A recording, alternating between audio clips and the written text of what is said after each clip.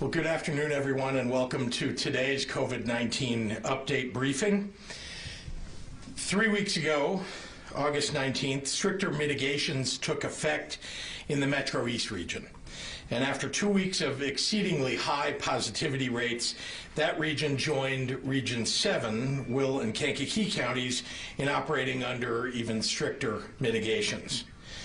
While unfortunately Region 4, home to the Metro East, continues to see high rates of community spread with a 7-day rolling average of 10.1%, we've been pleased to see the beginning of a downward trend in Region 7. That's Will and Kankakee counties, and they have reduced their positivity rates with a current 7-day rolling average of 7.5%. As I've outlined, the region would face a 14-day minimum under those mitigations. If the positivity rate averaged equal to or less than a 6.5% average at that time, the region would return to Phase 4 mitigations under the Restore Illinois plan. At this time, the Region 7 positivity average falls between 6.5 and 8%, the window in which IDPH will continue to monitor the area. Assuming things continue in the right direction, Region 7 will stay put in its current mitigation status until the average falls below 6.5%. I'm hopeful that Region 7 might become a testament to the community's ability to turn this ship around in the right direction. If they keep up the good work, Region 7 will soon be restored to Phase 4 mitigations, which would mean higher indoor capacity limits for gatherings and businesses like restaurants and bars. Last week, I highlighted the trend over the previous 2 weeks that 9 of our 11 regions had seen increases in positivity rates. Well, I'm pleased to say that over the last 7 days, most of our regions have seen a slight decrease in their positivity rates, with only 3 seeing a statistically significant increase. Some have asked why action is required when positivity rates balloon to 8% or more. The answer is clear and straightforward. Dr. Anthony Fauci said it best. There will always be cases, he said, but how you prevent those blips of cases from becoming something that obviates the whole program, that's what you're preparing for. You can either close the bars or close the schools. We can't outrun this virus. We can't pretend that we can fully restore our economic vitality as long as it's here without any way to temper or prevent it. Unless we get it under control either by people following the doctor's recommended mitigations or with an effective treatment or a vaccine, we will be fighting to save the Titanic with a plastic bucket. Because there's no national strategy, it's up to us, every individual and every city and every business in Illinois, to slow the rate of infection across this state. Wear a mask, watch your distance, don't exceed capacity limits, be kind to one another. We continue to closely monitor every region, so I want to emphasize again that local elected officials and health officials should pay close attention to the data for their communities and, where necessary, step up and impose greater mitigations on a targeted basis to bring down the number of rising infections and positivity rates. That includes officials at higher education institutions. We're carefully watching the outbreaks that we've seen on college campuses the last 2 weeks. Since our last update, I've attended 2 memorial services, one in our capital city of Springfield and the other in Chicago, to honor the more than 8,400 individuals that Illinois has lost to the COVID-19 pandemic. And while each was a beautiful interfaith service, allowing us a moment to breathe and to grieve and to heal, each memorial also serves as a painful reminder of why we all need to do everything possible to prevent the spread of this terrible virus. Illinois You already know what it takes. Mask up, keep your distance, wash your hands, stay home if you're sick, get tested when you need. But I'll add one more thing that you can do to help out your loved ones, and that's get your flu shot. It's available in most places right now. It's not too early. In fact, now is the time to do it. And as we continue to battle the COVID-19 pandemic, getting your flu shot has never been more important. Before I turn over the podium, I want to remind everyone to fill out the 2020 census, the survey that determines how much funding Illinois gets from the federal government for schools and hospitals and roads and childcare and much more, as well as what our representation in Washington will look like. Just a 1% undercount could result in the state losing over $195 million in federal funds each year at a time when we need our full funding the most. Just like voting, getting counted in the census is an act of civic engagement, a demand to be fully heard and fully counted. So pick up your phone and go to my2020census.gov. my2020census.gov, or call 1-844-330-2020. 1-844-330-2020. Take the time to make sure that your voice is heard. So thank you, and with that, I'd like to turn it over to our Director of the Department of Public Health, Dr. Ngazi Ezekiel. Doctor?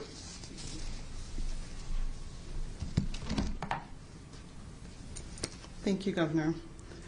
I will start today by highlighting that September is Suicide Prevention Awareness Month. As of today, we don't have any conclusive data indicating that suicide rates have risen as a result of COVID-19, but we know many Illinoisans, I dare say every Illinoisan, has experienced impact on their mental and emotional well-being, and issues such as job loss, financial strain, and social isolation are all risk factors for suicide. If you or someone you know is in an emergency situation, please call the National Suicide Prevention Lifeline at 1-800-273-TALK, T-A-L-K, or 1-800-273-8255. Today, we are reporting 1,953 individuals who have been newly diagnosed with COVID-19 and 28 individuals who have sadly passed on. This brings the total number of individuals in Illinois to 255,643 and the total number of lives lost to 8,242. Overnight, we had 1,609 people in the hospital with COVID-19, and of those, 346 were in the ICU and 141 patients were on ventilators.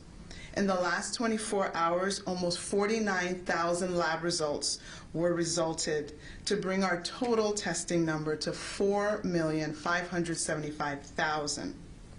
There is much we still need to learn about this virus. We're still learning if a person can be reinfected, and if so, after what time frame. We're still learning how much viral load is present before someone starts showing symptoms. We're still learning what medicines can be most effective to treat this virus. But there are things that we do know. We do know that pre-symptomatic and asymptomatic transmission are possible. Just for review, pre-symptomatic means the time before the development of a cough or shortness of breath or loss of taste. And asymptomatic means that someone who was infected but never developed a symptom throughout. Studies have shown that the viral load actually peaks in the days before any symptoms show. And we know that just general speaking is enough to expel droplets that carry the virus and could affect another. A medical article recently published entitled Face Masks Against COVID-19 states that the available evidence suggests that near universal adoption of non-medical masks when out in public in combination with complementary public health measures could successfully reduce effective R to below 1.0, which thereby would stop community spread. This means that if we all wear masks and keep our distance and wash our hands, we can help reduce that effective R. If you recall, that is the number that tells us how many people will be infected by that individual who does have the infection.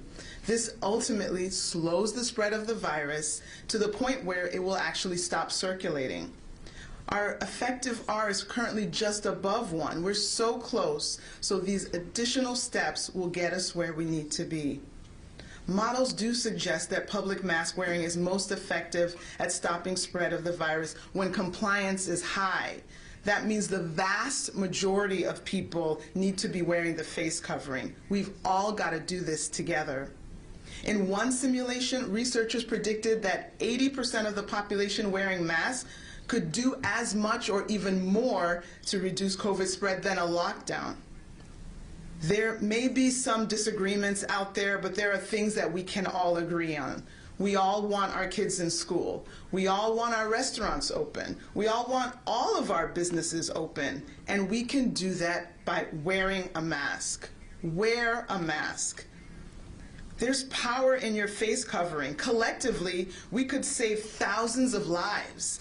And we could save millions of dollars when we think of the jobs saved, the businesses saved, the healthcare dollars saved. And don't forget the examples that we've already talked about where wearing a mask when actual infection was already in place and transmission did not occur. There was a man that flew from China to Toronto and subsequently tested positive for COVID-19. He was actually symptomatic on the plane. This is a 14-hour flight. He was subsequently diagnosed, and they went back to track the 25 people in the rows and seats closest to him. None of those 15 people tested positive for COVID-19 because he wore a mask for the entire time on the flight, and that was the policy on the plane. The other case that I told you about previously in May, where there were 2 hairstylists in a single salon who turned out to be COVID positive. They worked while symptomatic initially, and they had over 140 clients in the time that they were symptomatic, and not a single one of those clients that were tested came up positive. So what more can I tell you? How can we convince you further? Wear a mask. It's really that simple. The more people who practice these 3 W's, wearing a mask, watching the distance, and washing our hands, the sooner we can end this pandemic. And I know there's no disagreement on wanting to end this pandemic. Thank you. Quiero comenzar hoy recordando a todos que septiembre es el mes de la prevención del suicidio. No hay datos concluyentes que indiquen que las tasas de suicidio hayan aumentado como resultado del COVID-19. Sabemos que muchos residentes de Illinois tienen efectos en su mente y problemas con la pérdida del trabajo, la tensión financiera y el aislamiento social. Son todos factores de riesgo de suicidio. Si usted o alguien que conocen está en una emergencia, llame a la Línea Nacional de Prevención del Suicidio al 800-273-8255. Hoy informó 1,953 personas nuevas con COVID-19 y 28 personas que han muerto. En total, hay más de 255,000 personas con COVID-19 en Illinois y el número total de vidas perdidas son más de 8,200. Desde anoche, 1,609 personas en Illinois estaban en el hospital con COVID-19. De ellos, 346 pacientes estaban en la unidad de cuidado intensivos y 141 pacientes estaban en ventiladores. En las últimas 24 horas, más de 48,000 pruebas de COVID-19 fueron hechas. Todavía hay mucho que aprender sobre este virus. Todavía estamos aprendiendo si una persona puede volver a infectarse. También cuánta carga viral está presente antes de que alguien comienza a mostrar síntomas y qué medicamentos se pueden usar para tratar el virus y mucho más. Sin embargo, sabemos que tanto la transmisión presintomático como la asintomático son posibles. Los estudios han encontrado con la carga viral alcanza su punto máximo en los días antes de que aparezcan los síntomas. Y sabemos que hablando es suficiente para expulsar gotitas del virus.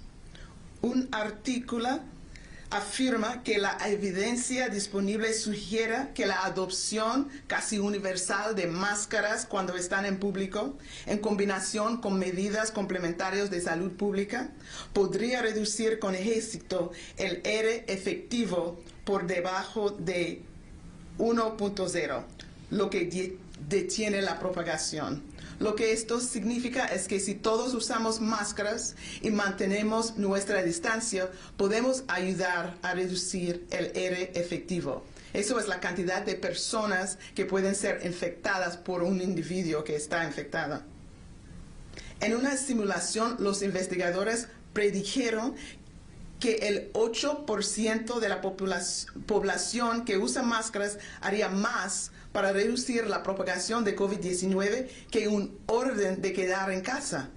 Entonces, si quieren mantener abiertos los negocios, use una máscara. Si quieren mantener abiertas las escuelas, use una máscara. Si quieren mantener abiertos los restaurantes, use una máscara. Hay varios ejemplos en los que las personas tenían una máscara y no se produjo la transmisión del virus. Un hombre voló de China a Toronto y dio positivo por COVID-19. Tuvo tos seca y usó una máscara en el vuelo. Las 25 personas cerca de él en este vuelo dieron negativo en COVID-19. En otro caso, a fines de mayo, 2 estilistas de pelo en Missouri tuvieron contacto con 140 clientes cuando estaban enfermos con COVID-19. Todos llevaban una máscara y ninguno de los clientes dio positivo. Usar una máscara es realmente así de simple. La más gente que se cubran la cara y practiquen el distanciamiento social, más pronto acabamos con esta pandemia. Pero lo tenemos que hacer juntos. Sí se puede, Illinois. Gracias. And with that, I'll turn it over to Governor Pritzker. Thanks very much, Dr. Ezekiel. Happy to take any questions from members of the media. Governor, there has been so much made about the college campuses. You did say, you mentioned it slightly. Illinois State especially having a big problem. Yes. What guidance, what specific guidance are you giving them? So I was there, as you may know, yesterday in Bloomington, and it's been extraordinarily important for colleges to stay on top of testing on a regular basis, and we're trying to provide the resources that are necessary for colleges to do that. I've been in touch with the leadership of Illinois State as well as U of I, where the Saliva Test has been very effective, and then as you know, we're working with U of I to expand the use of that Saliva Test on other campuses. I've also been in touch with Bradley University, where they've got a quarantine going on for all of their students for 2 weeks. So what's required here is testing, contact tracing. It's really all of wherever you see an outbreak. And that's what's happened on some of these campuses. You want to make sure that people are quarantined, you want to make sure that you're contact tracing, and you want to make sure that you're planning for people being isolated so that they're not giving it to each other in the dormitory, for example. I think it should be emphasized that most of these people who are self-quarantined are asymptomatic. Some have no symptoms at all, and of the 35,000 college kids across the country, only 5 have been hospitalized. So what's your point? You think that unless you've been hospitalized, it's not worth worrying about? No. I'm just saying, of all the college students in Illinois, how many are in the hospital. Do you know that number? I don't know that number, but I mean, I think you're discounting the idea that getting COVID-19 is serious business. Making sure that someone who has COVID-19 is not spreading it to other people is the reason that you want to quarantine people. So that's critically important. I know there are lots of people who think, well, gee, somebody didn't have to go to the hospital or they didn't die and therefore, well, there's nothing to it. That's just not accurate. I realize that there are people, particularly followers of the president, who believe that that's true, that it's okay to spread COVID-19 because, hey, if you're not showing symptoms of it, then it's fine. Well, guess what? When people are not wearing masks, when people are just running around asymptomatic, right, and if they're not getting tested but they are positive, they're spreading it to other people, and the result is that it's going into environments in which people who are vulnerable are going to be sick and are going to go to the hospital. And by the way, you should take a look. Our hospitalizations in the state are rising. And this is problematic. So we're watching very closely, even though we've got our positivity rates moving in the right direction in many regions.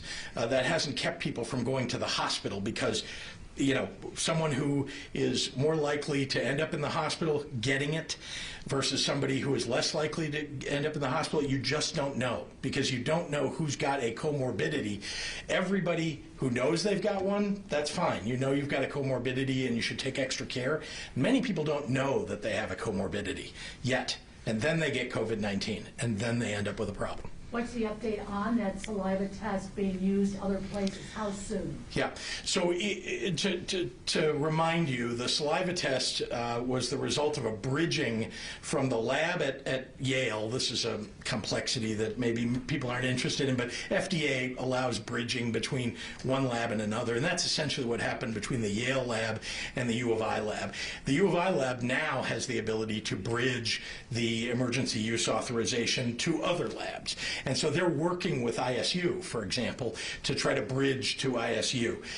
Meanwhile, there is also a challenge to ramp up the amount of equipment that's available for all the other campuses that are across the state of Illinois. Some have it. They have veterinary schools or medical schools where they can use equipment that's already in existence. Some don't.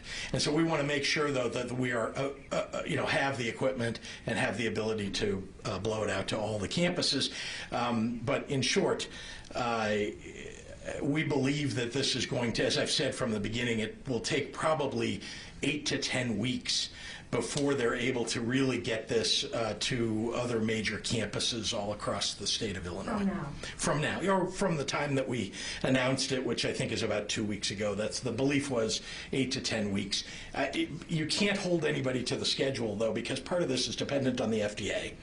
And part of this is dependent upon, how efficacious the manufacturing of the and the distribution of that equipment is.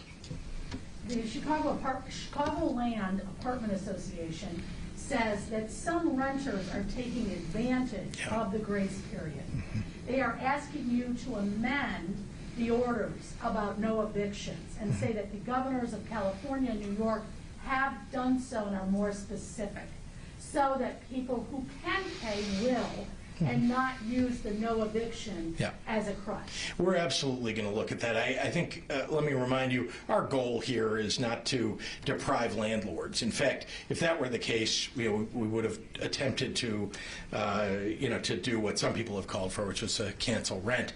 What we're trying to do is take into account both sides of this. We don't want mass homelessness, and that's what would occur if you simply removed the moratorium on evictions entirely. We also have, as you know, put in place one of the in fact, the largest in the nation, mortgage assistance and rental assistance program, $150 million in each of those. It's still not enough. We still need the federal government to step up and help us with this. And as you know, the CDC has put in a moratorium on evictions as well. But we're trying to balance interests here, and we'll continue to do that to make sure that, that each side, everybody is going to take a little bit of a hit here. But the biggest thing we don't want is for people to end up homeless in a mass pandemic. So Governor Cuomo promised for in-person learning if their state kept their positivity rate below 2%. Sure. It's good news. For the past 30 days, it's been below 1%. Is there a number that you could commit to right now so that we can strive for something, and for parents of us, a lot of us who have kids at home right now, e-learning, that we can look forward to or strive for? Is there a number that... Well, it's a lot lower than where we are now, and it's a long way to go. In fact, as you know, at our very lowest positivity, we were at about 2.6% across the state, which is a decent number, a pretty good number. The WHO and the CDC have said that below 5% is kind of something everybody should strive for. But with regard to what level at which we would just send every kid back to school, I don't know what that number should be, but we're a long way from it. So we'll certainly be looking at what number we ought to be looking at. And there's no region that's even close, though, to where New York is. Is there an update on Mercy Hospital to save Mercy? I can't give you an update today. I can tell you that this is what's important to me is to make sure that we've got health care available, on the south and west sides of Chicago and in communities that have been, frankly, historically disinvested from when it comes to health care. It is very challenging in this environment for hospitals. The federal government has provided direct assistance to hospitals. We've provided assistance, particularly to the safety net hospitals and critical access hospitals across the state, and they're all suffering in one fashion or another. There are 3 other hospitals that were going to join with Mercy. You may have heard about last year that were looking at kind of a merger and hope that a hospital transformation bill would get passed that might assist that. The legislature didn't get that done in the in the 4-day spring session, in the midst of the pandemic. But there is hope that the hospital transformation bill will come up in the veto session. I'm very hopeful that it will, and I think that might be of assistance certainly to the other institutions and perhaps to Mercy as well. We'll do one more. Is there an update on the McCormick Place? What's the status? Is that going to remain a possible emergency hospital should it get difficult this fall and winter? It's not now a likely location for us to transfer people to. Remember that in the midst of the worst parts of this pandemic, for Illinois anyway, our concern was that the numbers would just go through the roof. In fact, we had some projections that we were able to avoid because of the quick action by both the city and the state. But I'm concerned about us getting back to something like that. But McCormick Place isn't currently a location that we would send people to if we got to some situation where the hospitals are full. We're monitoring that, as you know, the hospital bed situation, availability situation in every hospital all across the state. And we're in a decent position right now. But again, we have to keep our positivity rates down and our infection rates down so that we don't have an increase. Because here's the thing I want everybody to pay attention to. When the numbers start to go up, even if people say, well, gee, that's only a linear change and it's not that much and it's point something. Well, it was only a small amount for an extended period of time that ultimately led Texas and Arizona and Florida to be in the terrible situations that they were just a month ago and before. And we don't want to get there. And that's why we have to keep pushing down, keep pushing the numbers down so that we can avoid something like that and we can avoid ever using something like the McCormick Place. Right now we have an alternative site that's available in the Chicago area, and we're going to maintain that even though we don't anticipate right now, based upon where we are right now, that we'll be there. But this virus is unpredictable. Where's that site and how many beds? It's the, I forget which. Metro South? Metro South, thank you, yeah, because we had 3 before. Metro South, yeah. Governor Whitmer and the governor of Louisiana just allowed all fall sports to be played. Is there any chance that could happen here? We're the only state in the Midwest that doesn't have all fall sports. We certainly would have to have our positivity rates come down significantly. All right, thank you.